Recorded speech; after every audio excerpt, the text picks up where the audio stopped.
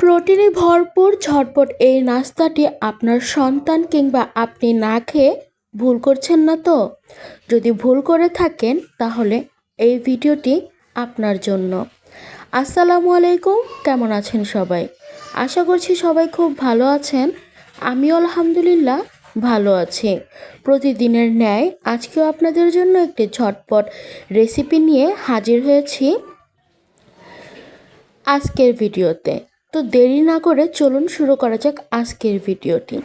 ওই যে বললাম প্রোটিনে ভরপুর, ঠিকই শুনেছেন, প্রোটিনে ভরপুর আজকে একটি রেসিপি তৈরি করব। তার জন্য আমার প্রয়োজন হয়েছে বাঁধাকপি। তার জন্য বাজার থেকে ঝটপট একটি বাঁধাকপি নিয়ে এসে এর মিডলের মানে মাঝখানের যে সাদা অংশটুকু সেখান থেকে নিয়ে আমি একদম কুচি কুচি করে কেটে নিয়েছি। এক্ষেত্রে আপনারা যতটা সম্ভব কুচি কুচি করে নিতে পারেন। আর এই দিকটাতে বাঁধাকপি এনেছি বলে যে বাঁধাকপি দিয়েই তৈরি করব তা কিন্তু না, এর সাথে কিন্তু যাবে আরও অনেক মশলাপাতি।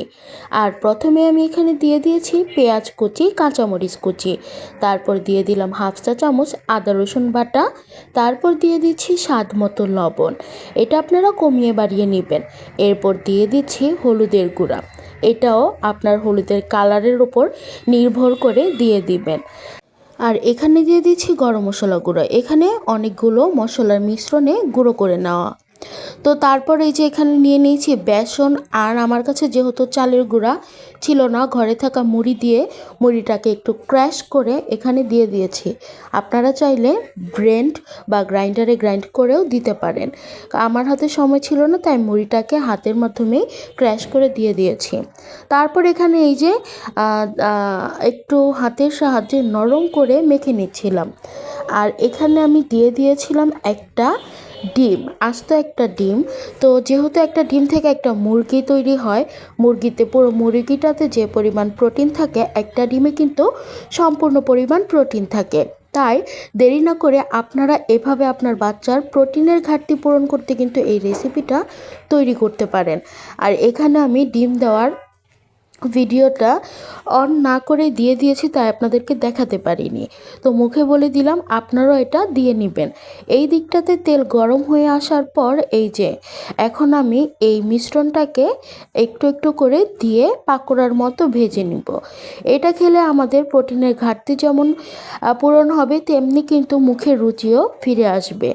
একঘেয়েমি সবজি খেতে খেতে যাদেরকে একদম বিরক্তি লাগছে, যে মনে হচ্ছে এই সবজিটা আর খাবো না, আর কত শীত কেন যায় না, এরকম মনে হয়ে থাকে, যদি আমার মতো আপনাদের যদি এরকম মনে হয় তাহলে আপনারা এই রেসিপিটা তৈরি করে খেতে পারেন। বাসায় অবশ্যই ট্রাই করবেন আশা করি। তো এখানে আমি বাঁধাকপির মিশ্রণটাকে পাকোড়ার শেপ দিয়ে দিয়েছি। তো এক পাশ হয়ে আসা আগ পর্যন্ত অপেক্ষা করে তারপর হয়ে আসার পর আর কি এই যে এভাবে উল্টিয়ে দিব। এই খাবারটা তেমন মোচমোচে না হলেও কিন্তু একদম স্মুথ নরম আর কি হবে, একদম তুলতুলে, খেতে কিন্তু বেশ ভালোই লাগবে। আর যে সকল বাচ্চারা সবজি খেতে চায় না বা ডিম খেতে চায় না, তাদেরকে কিন্তু আপনারা এভাবে খাবারটা তৈরি করে খাওয়াতে পারেন, খেতে কিন্তু বেশ ভালোই লাগে, খারাপ না। আর চেষ্টা করবেন বাঁধাকপির ভেতরের অংশটা দিতে, তাহলে আর সেদ্ধ করার ঝামেলা নিতে হবে না।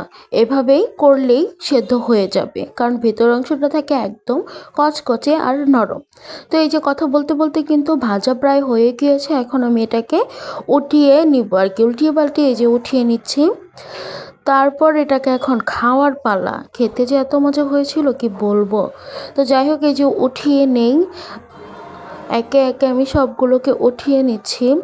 তো যাই হোক, আমার করা ভিডিওটি আপনাদের কাছে কেমন লেগেছে এটা কিন্তু অবশ্যই জানাবেন, কারণ আপনাদের একটা কমেন্ট, একটা লাইকেই কিন্তু আমি অনুপ্রেরণা পাই অন্য আরেকটা ভিডিও তৈরি করতে। আর আমার এই অনুপ্রেরণা জোগাতে কিন্তু আপনারা চাইলেই পারেন একটা লাইক আর কমেন্ট করতে। যাই হোক, এই যে এখন আমি এটাকে নামিয়ে নিয়ে এসেছি, এখন খেয়ে টেস্ট করার পালা কেমন হয়েছে।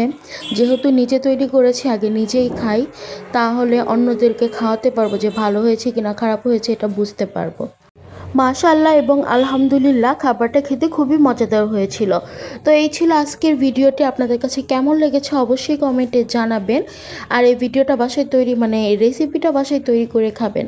আজকে এখানে বিদায় নিচ্ছি। সবাই ভালো থাকবেন, সুস্থ থাকবেন, আমার চ্যানেলের পাশেই থাকবেন। আল্লাহ হাফেজ, আসসালামু আলাইকুম।